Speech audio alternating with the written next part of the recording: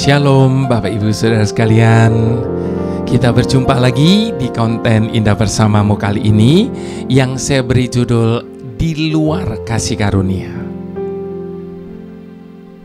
Jangan sampai hal ini terjadi dalam hidup kita. Bapak Ibu Saudara, tidak ada hidup yang lebih nikmat selain kita hidup di dalam kasih karunia Tuhan.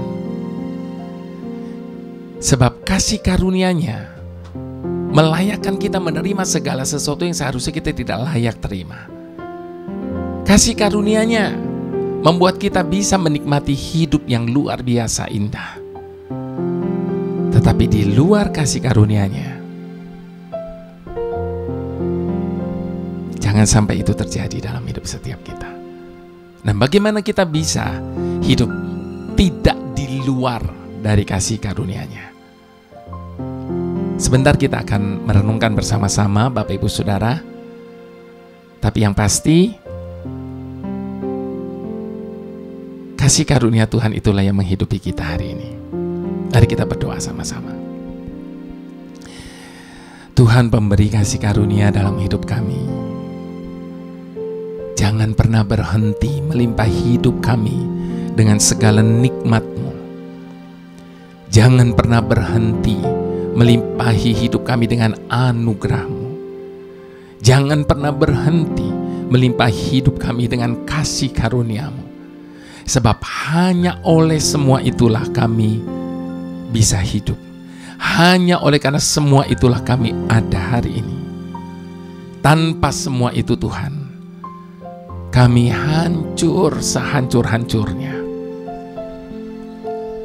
Itu sebabnya lewat renungan kali ini, bantu setiap kami untuk belajar bersama-sama. Untuk kami boleh mengoreksi diri kami. Untuk kami boleh mengevaluasi diri kami. Untuk kami boleh belajar bagaimana kami bisa hidup tetap ada di dalam kasih karunia-Mu. Tuhan, tolong setiap kami. Seringkali karena kebebalan kami membuat kami menyusahkan diri kami sendiri. Itu sebabnya Tuhan, ambil alih seluruh hidup kami dan bawa kami selalu hidup di dalam kasih karunia-Mu. Dalam nama Tuhan Yesus kami berdoa bersama-sama. Haleluya. Amin. Kalau kita berbicara tentang kasih karunia, kalau kita berbicara tentang anugerah, maka ada satu pujian di dalam salah satu CD saya yang saya yakin semua kita sudah hafal betul. Dan kita mau angkat sama-sama pujian ini. Ku ada sebagai mana ku ada, berdiri menghadap tatamu Bapa. Semua karena anugerah-Mu yang telah selamatkanku. Ku hidup dalam segala kelimpahan, ku layak untuk melayani Tuhan. Semua karena anugerah-Mu tercurah bagiku. Besar anugerah-Mu, berlimpah kasih-Mu. Semakin hari semakin bertambah besar anugerah-Mu.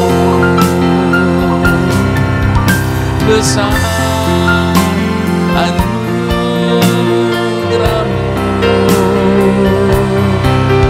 berlimpah kasih-Mu.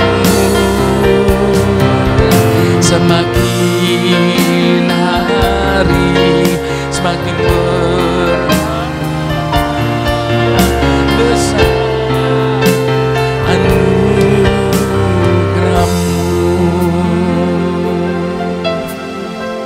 Mari kita buka firman Tuhan dari kitab Galatia 5 ayat yang pertama sampai ayat yang ke-15. Bapak Ibu Saudara, mari kita baca sama-sama. Judul dari perikop ini adalah kemerdekaan Kristen. Supaya kita sungguh-sungguh merdeka, Kristus telah memerdekakan kita. Karena itu berdirilah teguh dan jangan mau lagi dikenakan kuk perhambaan. Sesungguhnya aku Paulus berkata kepadamu, jikalau kamu menyunatkan dirimu, Kristus sama sekali tidak akan berguna bagimu. Sekali-kali aku katakan kepada setiap orang yang menyunatkan dirinya bahwa ia wajib melakukan seluruh hukum Taurat. Kamu lepas dari Kristus jikalau kamu mengharapkan kebenaran oleh hukum Taurat. Kamu hidup di luar kasih karunia. Sebab oleh Roh dan karena iman kita menantikan kebenaran yang kita harapkan. Sebab bagi orang-orang yang ada di dalam Kristus Yesus, hal bersunat atau tidak bersunat tidak mempunyai sesuatu arti. Hanya iman yang bekerja oleh kasih. Dahulu kamu berlomba dengan baik. Siapakah yang menghalangi kamu sehingga kamu tidak menuruti kebenaran lagi? Ajakan untuk tidak menurutinya lagi bukan datang dari Dia yang memanggil kamu. Sedikit ragi sudah menghamirkan seluruh adonan. Dalam Tuhan aku yakin tentang kamu, bahwa kamu tidak mempunyai pendirian lain daripada pendirian ini. Tetapi barang siapa yang mengacaukan kamu, ia akan menanggung hukumannya, siapapun juga dia. Dan lagi aku ini, saudara-saudara, jika aku masih memberitakan sunat, mengapakah aku masih dianiaya juga? Sebab kalau demikian, salib bukan batu sandungan lagi. Baiklah mereka yang menghasut kamu itu mengembirikan dirinya sendiri. Saudara-saudara, memang kamu telah dipanggil untuk merdeka. Tetapi janganlah kamu mempergunakan kemerdekaan itu sebagai kesempatan untuk kehidupan dalam dosa, melainkan layanilah seorang akan yang lain oleh kasih. Saya ulang ya Bapak Ibu Saudara, ayat yang keempat. Kamu lepas dari Kristus jikalau kamu mengharapkan kebenaran oleh hukum Taurat. Kamu hidup di luar kasih karunia.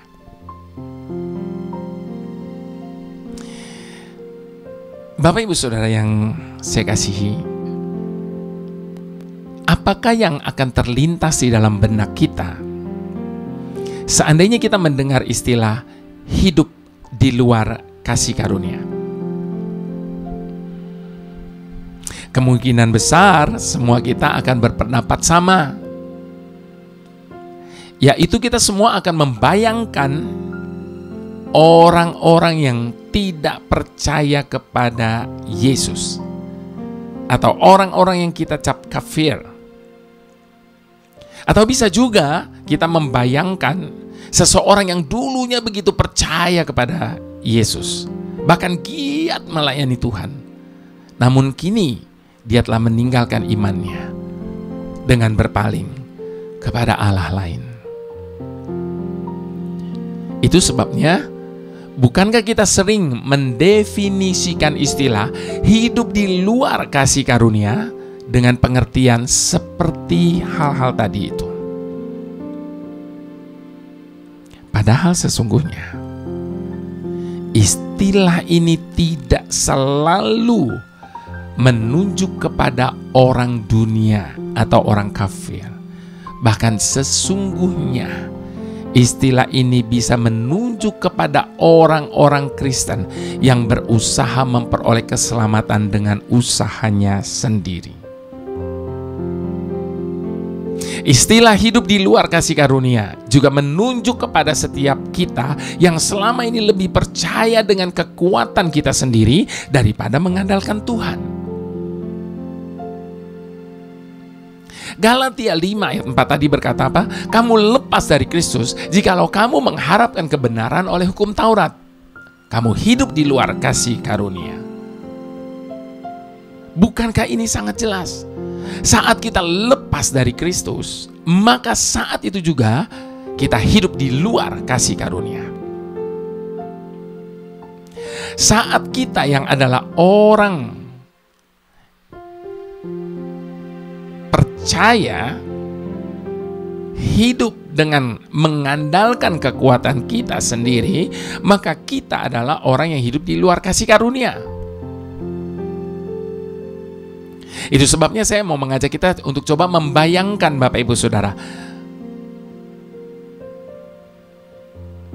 saat kita yang adalah carang merasa bisa menghasilkan buah tanpa harus menempel pada pokoknya. Is it possible? Maka saat itu juga kita hidup di luar kasih karunia. Dan saat kita hidup di luar kasih karunia, maka hanya ada satu hal yang pasti akan terjadi. Apa itu? Yaitu kita pasti mati. Buktinya, coba lepaskan carang dari pokoknya, maka carang itu pasti mati dan mustahil untuk bisa berbuah. Makanya firman Tuhan berkata, akulah pokok dan kamu adalah, dan seterusnya. Yesus adalah pokok kita. Dan jangan pernah lepas dari pokok kita, kita akan mati. Itu sebabnya Bapak Ibu Saudara, jangan sampai kita merasa bahwa kita sedang hidup di dalam kasih karunia, namun sebenarnya kita sudah berada di luar dari kasih karunia. Sadarilah bahwa sebenarnya kita butuh kasih karunia dan tidak akan pernah ada yang bisa menggantikan kebutuhan itu. Tidak juga harta ataupun seseorang dalam hidup kita. Lalu bagaimana dengan kehidupan kita sekarang ini? Adakah sesuatu telah memisahkan kita dari Kristus dan membuat kita saat ini sedang berada di luar kasih karunia? Apakah dunia dengan segala keinginannya telah menjauhkan kita dari kasih Kristus? Apakah kesombongan dan keangkuhan diri telah membuat kita melepaskan diri dari Tuhan? Jika iya, melalui renungan ini, izinkan saya mengajak kita semua untuk kembali kepada kasih karunia Tuhan.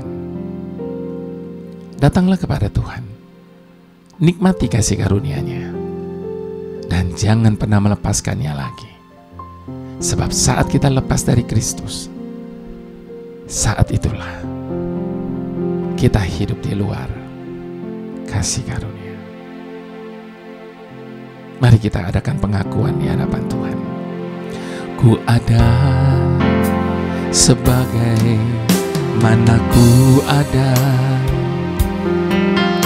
berdiri menghadap tatamu Bapa, semua karena anugerah-Mu yang telah selamatkanku. Ku hidup dalam segala kelimpahan. Terima kasih Tuhan. Ku layak untuk melayani Tuhan. Semua karena anugerah-Mu tercurah bagiku. Besar anugerah-Mu, berlimpah kasih-Mu, semakin semakin bertambah besar anugerah-Mu, besar anugerah-Mu, berlimpah kasih-Mu, semakin hari semakin besar anugerah-Mu, semakin hari semakin besar anugerah-Mu, semakin hari semakin besar anugerah-Mu.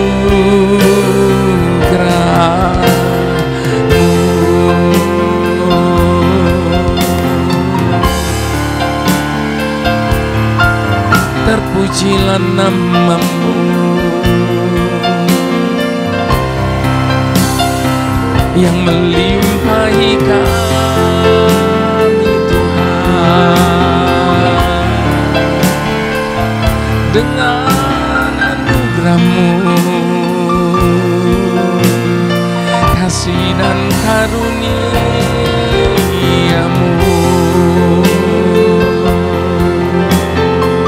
Jangan pernah berhenti,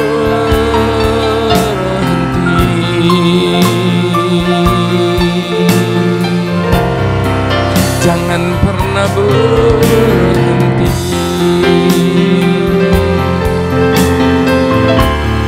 Mari kita akui di hadapan Tuhan saat ini bahwa kita adalah orang-orang yang membutuhkan anugerah dan kasih karunia-Nya.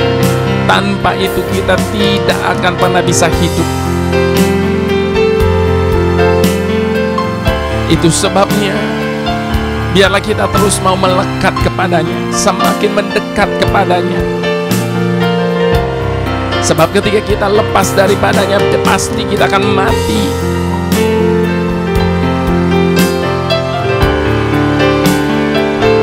Itu sebabnya dekatkan diri kepada Tuhan, bukan kepada yang lain. Andalkan Dia lebih dari yang lain. Maka kita akan melihat bagaimana kasih karunia, anugerah-Nya Dia curahkan bagi setiap kita. Dan inilah kepercayaan kita bahwa semakin hari anugerah itu, kasih karunia itu akan terus semakin bertambah dalam hidup setiap kita. Haleluya, haleluya.